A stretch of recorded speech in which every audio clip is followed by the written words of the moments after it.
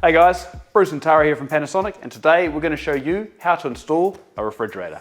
Now, one thing is really important when you first get your fridge. If your fridge has been transported lying down, you actually need to stand it upright for between 2 to 4 hours to let the oil settle in the compressor. So let's do that now. And here we are 4 hours later. All right, so let's unbox the fridge and remove all packaging and parts. Simply pull these off from the top. Should have a top plate with a bit of foam. Okay, this bit will take 2 people, or it's easier. Lift it up.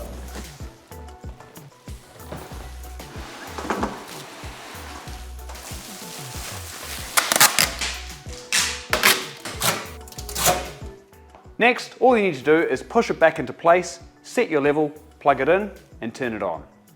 Once you've got it in place, you want to check that it's level, and you may need to level the feet.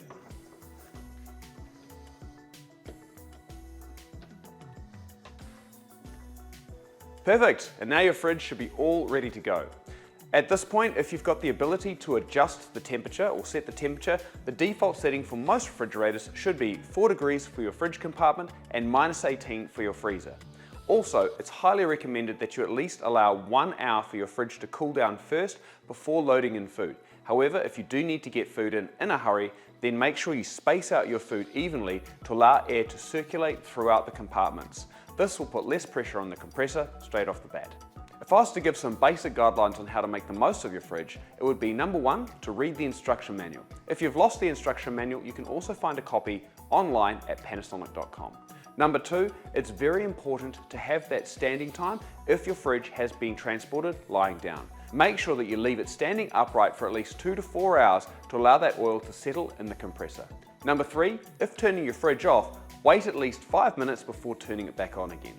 When selecting your fridge, make sure that you've got at least 3 centimeters of gap space on both sides of your fridge and 5 centimeters at the back with 1 centimeter of clearance at the top.